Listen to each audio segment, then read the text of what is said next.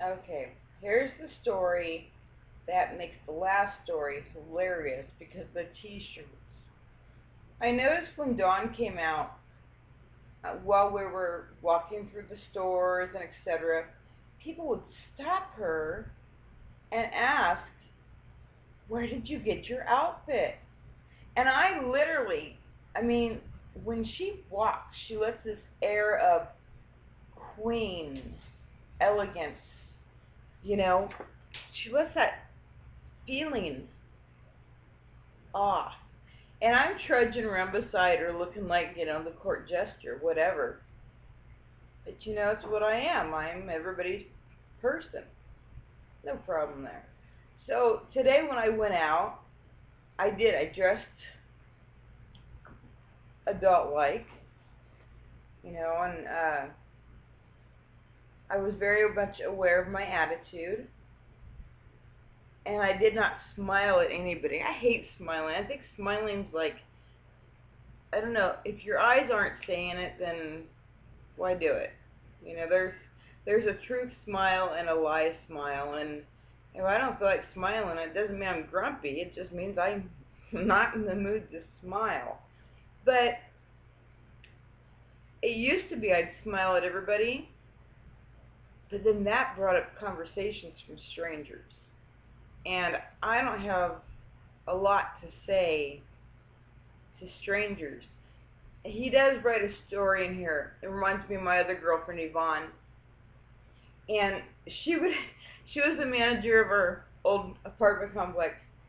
And she'd walk up to everybody very much polite, very much godlike. I mean, she was just so goddess. And so pleasant and loving, and everything about her so genuine. And she goes, "Kelly, I really like you because you don't fall for bullshit." And I'm like, "Well, how do you figure?" Because I kind of fall for a lot of stuff.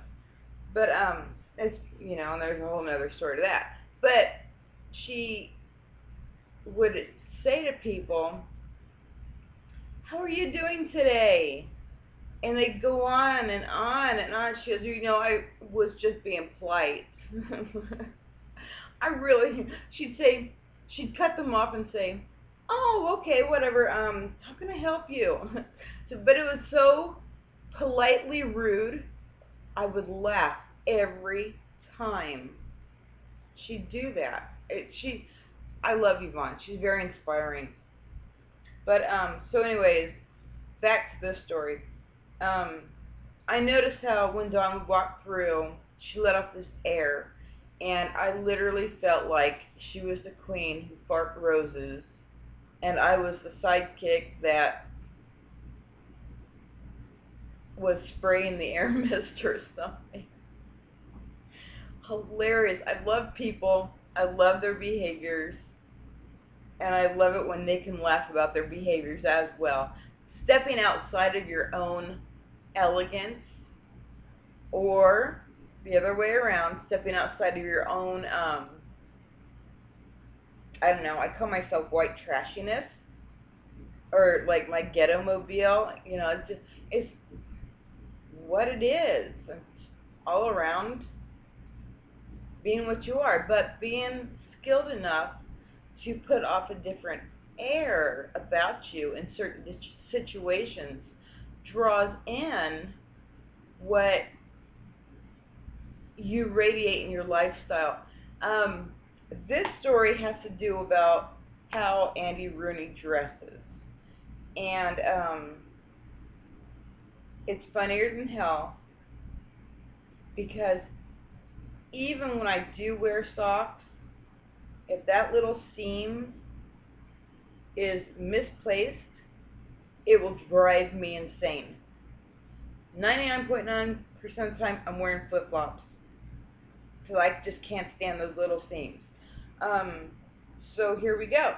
Oh, and the funny part to connect on this story from the last story is his t-shirts and what happens to them. Because we all do it. He's just hilarious. Okay. Inside, Outside, Right Side, Wrong Side by Andy Rooney. How come, if I admired neatly dressed people so much, I didn't do anything about it in the morning when I noticed I put on my left sock. Start over. How come, if I admire neatly dressed people so much, I didn't do anything about it this morning when I noticed I put my left sock on inside out? It's still inside out, as, sitting at my typewriter, I look down at it now. The ribbing looks a little different, but not any worse, as far as I can see. To tell you the truth, it's hard to describe exactly how you can tell when clothes are inside out. They have a different look, but not necessarily a worse look. I don't think anyone will notice. That must be the difference between someone who dresses neatly and someone who doesn't. I put something on that isn't quite right, and I shrug and say, who's going to notice? My collar may be a little frayed, there may be a little spot on my necktie, my pants are baggy at the knees. I wear them. Being a neat person isn't something a person should get credit for. Neat people can't help it. They're neat, that's all. It isn't a decision they make every day. They can't help themselves. They wouldn't dream of leaving the house with one sock on inside out. That's why Dawn's funnier in hell, because I couldn't imagine her going anywhere with a sock inside out and not have it drive her nuts. One reason I'm not dressed better than I am is because I get attached to some of my clothing. If a pair of shoes, a shirt, or a necktie has been with me to a lot of interesting places, I hate to throw it away after it's seen its best days. These shoes, these very shoes I wear today, are a little worn down at the heels, but I happen to know they've walked the street of Moscow, were aboard the USS Guam off Beirut, and I lost my place. They were on board the USS Guam off Beirut and stood in the little garden by our house when Emily and Kirby were married. Could I throw them out in the trash as if they were something I hardly knew? I could not. This kind of sentimentality adds to the image. I have not. This kind of, that word is, okay, it's not the word. I'm not comfortable. This kind of sentimentality adds to the image I have of not being a very neat or well-dressed person. I see Dan Rather in the halls once in a while. He's faultlessly neat. His pants always have a razor-sharp press, and his hair is nicely combed. His shoes are shined, his shirts fit, and there are no spots on his necktie.